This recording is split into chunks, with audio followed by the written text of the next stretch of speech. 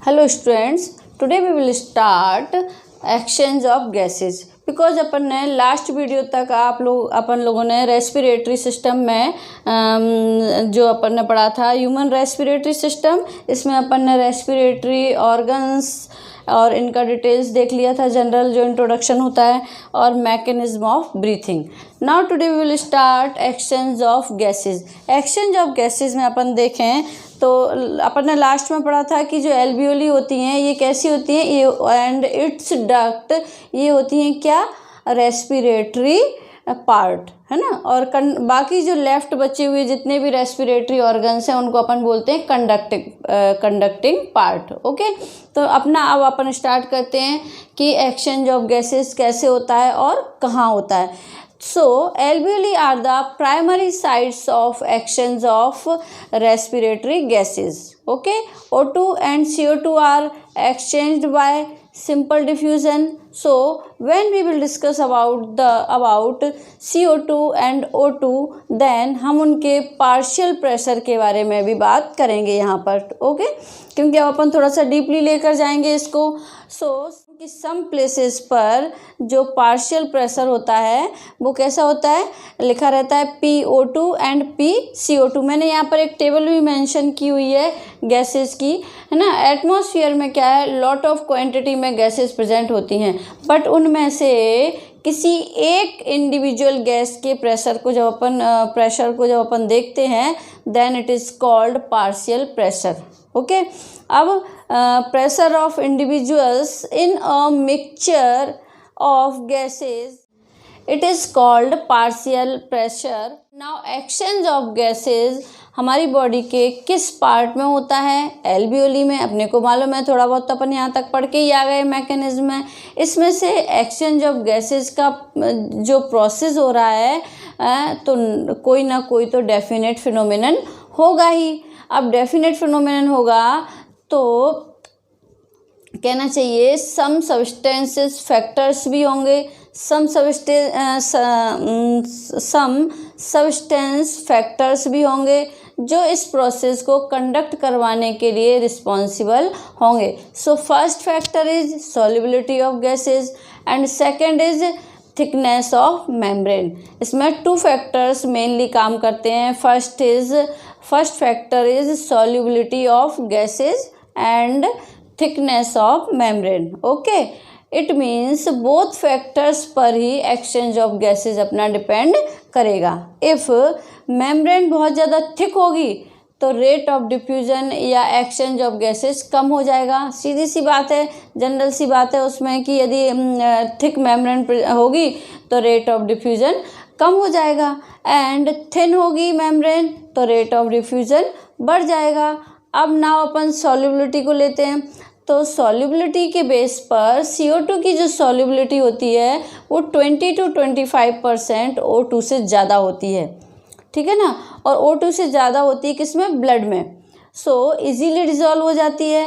So according to diagram अपन देखें, इसमें gases exchange किन किन के बीच में हो रहा है, एल्वियोली एंड ब्लड कैपिलरीज या ब्लड वेसल्स भी अपन यहाँ पर ले सकते हैं। एल्वियोली एंड ब्लड वेसल्स के बीच में जो प्रोसेस हो रहा है, अब इसमें सम स्पेशल सेल्स प्रेजेंट होती हैं।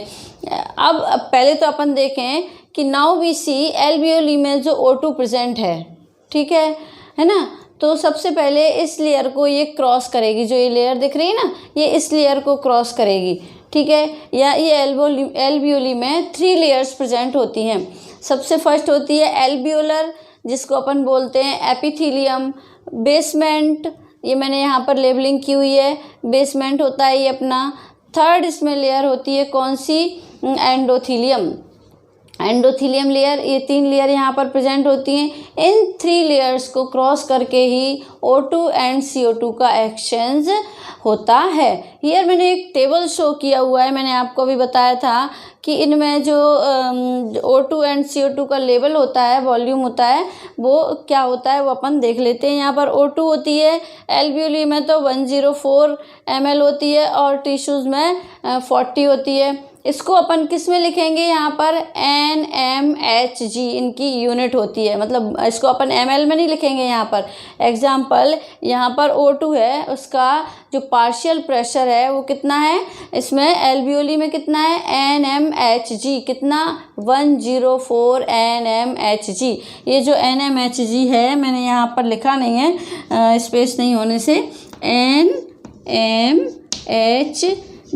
ये यूनिट होती है इसकी, ठीक है ना। और टेबल में मैंने एल्वियोली एंड टिश्यू में जो पार्शियल प्रेशर होता है वो मेंशन किया हुआ है ना। इनमें से क्वेश्चंस भी आते हैं, diffusion and exchange of gases, दोनों के लिए अपने को पार्शियल प्रेशर का पता होना कंपलसरी होता है। एक बार और रिपीट करती हूँ मैं इस चीज़ को कि मैंने यहाँ पर जो टेबल शो किया है इसमें O2 एंड CO2 का पार्शियल प्रेशर मेंशन किया है, ठीक है ना। O2 का एल्वियोली में पार्शियल प्रेशर होता है 104 NmHg एंड टिश्यू में 40 NmHg, ये यूनिट है पार्शियल प्रेशर की जो मैंने यहाँ पर लिख दी है।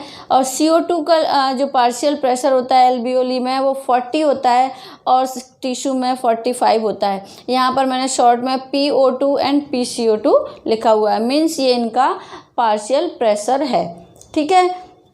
अब पार्शियल प्रेशर मतलब जो अपन एक्सचेंज ऑफ गैसेस पढ़ रहे हैं यहाँ पर रेस्पिरेटरी सिस्टम में या डिफ्यूजन को पढ़ेंगे तो उसमें अपने को इन गैसेस का पार्शियल प्रेशर पता होना या मालूम होना कंपलसरी है, मतलब should be compulsory. Okay, so exchange of gases का अपन प्रोसेस देखते हैं।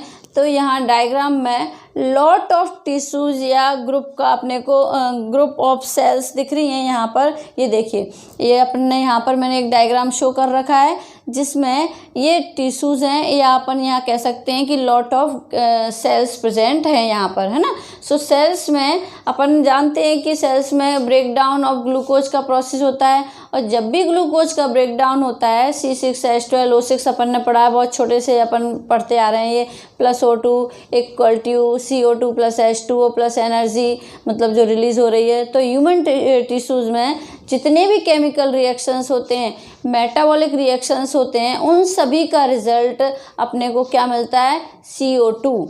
नाउ टिश्यूज़ में से CO2 वाला, या अपन कह सकते हैं कि जो डीऑक्सीजनेटेड ब्लड है, डीऑक्सीजनेटेड ब्लड को जो सिस्टेमिक बैन होती है, वाई सिस्टेमिक बैन, ये जो मतलब इनको कैरी करती है, और ऑल बॉडी पार्ट्स से ये डीऑक्सीजनेटेड ब्लड कहाँ आ जाता है, राइट ऑरिकल में यहाँ पर आ जाता है। ये राइट ऑरिकल है ना, मुझे बताने की ज़रूरत नहीं है आपको, राइट ऑरिकल में आता है और पार्शियल प्रेशर के साथ आता है। वैसे ही क्या होता है, जैसे ही राइट ऑरिकल में आता है वैसे ही जो राइट ऑरिकल और राइट वेंट्रिकल के बिटवीन में जो ट्राइकस्पिड वॉल्व प्रेजेंट होता है वो ओपन हो जाता है, और उसके ओपन होते ही ब्लड राइट वेंट्रिकल में चला जाता है। ये अपन ने 10th क्लास में पढ़ा भी है सर्कुलेटरी सिस्टम में। यहाँ से पल्मोनरी आर्टरी होती है उसकी हेल्प से लंग्स में ट्रांसफ़र हो जाता है, किस चीज़ के लिए, प्यूरिफिकेशन के लिए, ठीक है ना।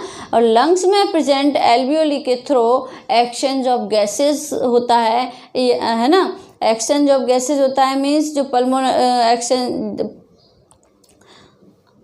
यहाँ से पल्मोनरी आर्टरी की हेल्प से लंग्स में ट्रांसफ़र हो जाता है, और लंग्स में प्रेजेंट एल्वियोली के through exchange of gases means diffusion होता है। सो एल्वियोली में O2 का जो पार्शियल प्रेशर होता है यहाँ पर मैंने मेंशन किया हुआ है 104 होता है, एंड CO2 का 40 होता है। Then higher to lower concentration movement होगा, अपन पहले भी ये बात करके आए हैं। सो O2 ब्लड वेसल्स में एंड CO2 एल्वियोली में आ जाती है। नाउ पल्मोनरी वेन जो होती है वो ऑक्सीजनेटेड ब्लड को क्या करती है, ऑक्सीजनेटेड ब्लड को बॉडी के ऑल पार्ट में सर्कुलेट करने में हेल्प करती है। टिश्यूज से सेल्स में जाता है, एंड जो मेटाबॉलिक एंड केमिकल रिएक्शंस इसके थ्रू इजीली हो जाते हैं।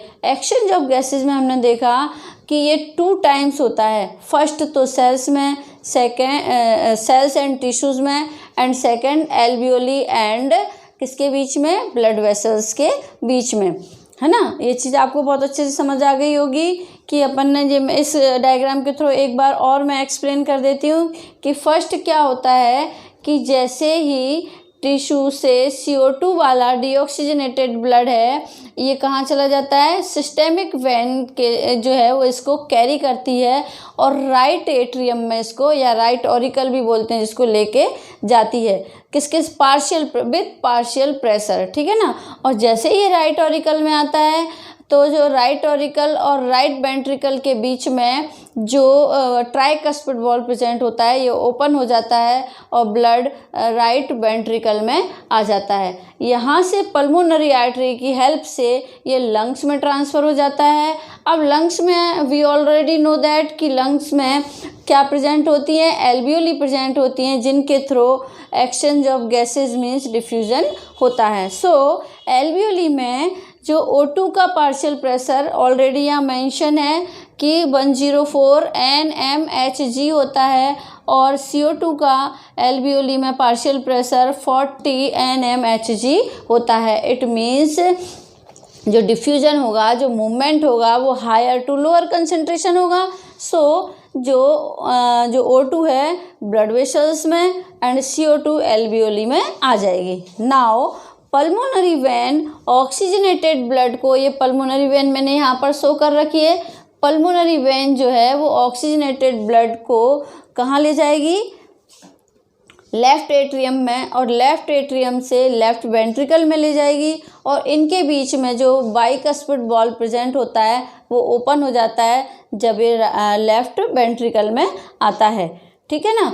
बाइकस्पिड वॉल प्रेजेंट होता है और ये ओपन भी हो जाता है उस टाइम पर। अब oxygenated blood all body part में सर्कुलेट हो जाता है, टिश्यूज से सेल्स में जाता है, metabolic and chemical reaction easily हो जाते हैं। देन एक्सचेंज ऑफ गैसेज में हमने देखा है 2 टाइम्स होता है, first cells and tissues and second alveoli and blood vessels के बीच में होता है। ये तो बात हो गई अपनी गैसियस एक्सचेंज की या exchange of gases. Next point आता है अपना रेस्पिरेटरी वॉल्यूम एंड कैपेसिटी। ये अपना नेक्स्ट पॉइंट है इसका। तो रेस्पिरेटरी वॉल्यूम एंड कैपेसिटी में अपन देखेंगे कि जब भी हम ब्रीथ करते हैं it means intake of O2 and release of CO2, right. This is normal process of breathing. कितना अमाउंट में हम O2 रिलीज़ करते हैं, कितना अमाउंट में हम CO2 रिलीज़ करते हैं एंड कितने अमाउंट में हम O2 इनटेक करते हैं, नॉर्मल ब्रीदिंग में वॉल्यूम कितना है। So we take tidal as normal, है ना, tidal means normal.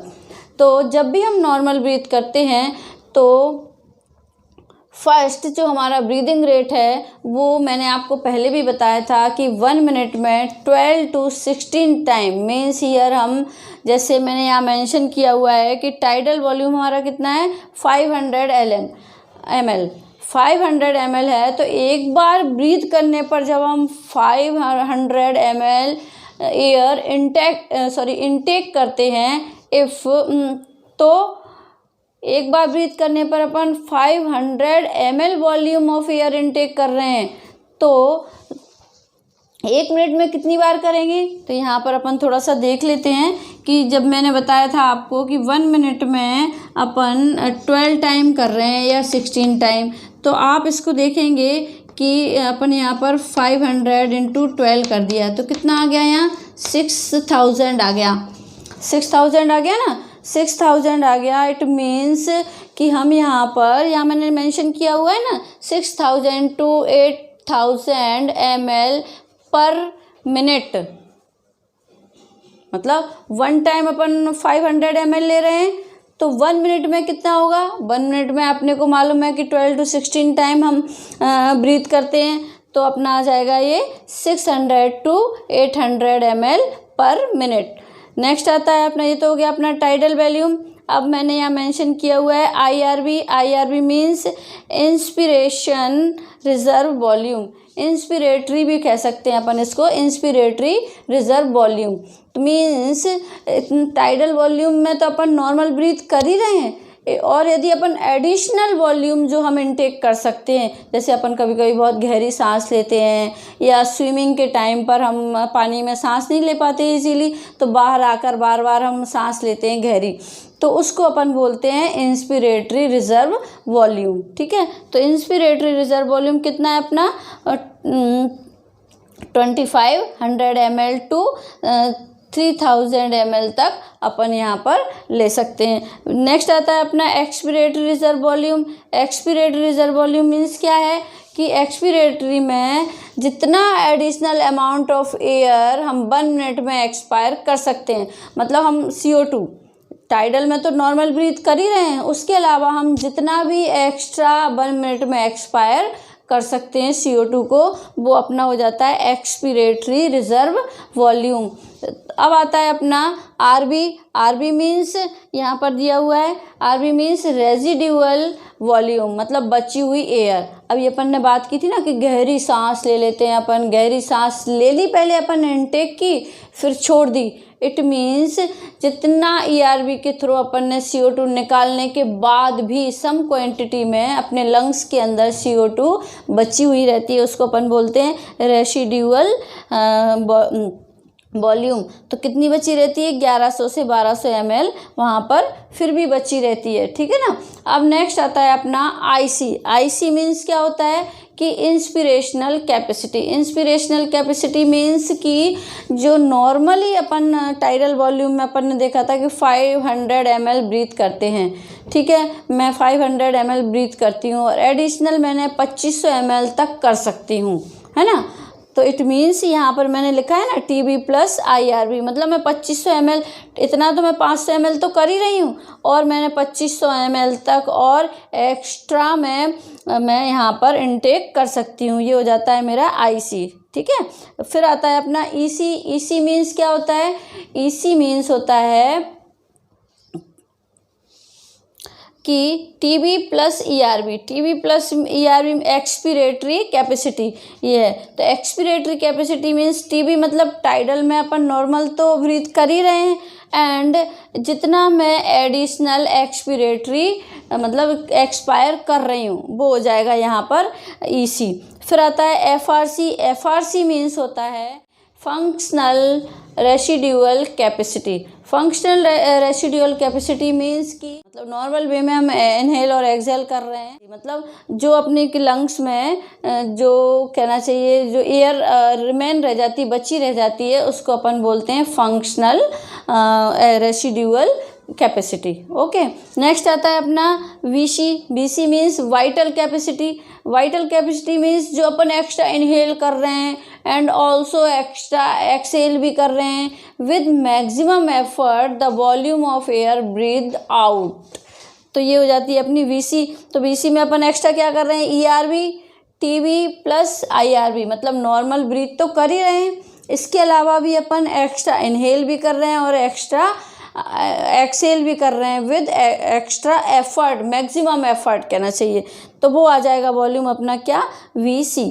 Okay, last आ जाता है अपना टोटल लंग कैपेसिटी। TLC लिखा हुआ है ना मैंने, टोटल लंग कैपेसिटी, मतलब इतना जो कुछ अपन ने एक्स्ट्रा यहाँ पर रेसिडुअल कैपेसिटी भी लिया, ERB मतलब एक्स्ट्रा अपन एक्सपिरेटरी भी आ गया इसमें, इंस्पिरेटरी भी आ गया, ये सब का अपन यहाँ पर यदि टोटल कर देते हैं इट मीन्स हो जाता है अपना जो टोटल अपने लंग्स की कैपेसिटी है वो। ठीक है, तो स्टूडेंट्स अपन ने आज डिस्कस किया exchange of gases, respiratory volume and pulmonary respiratory capacities.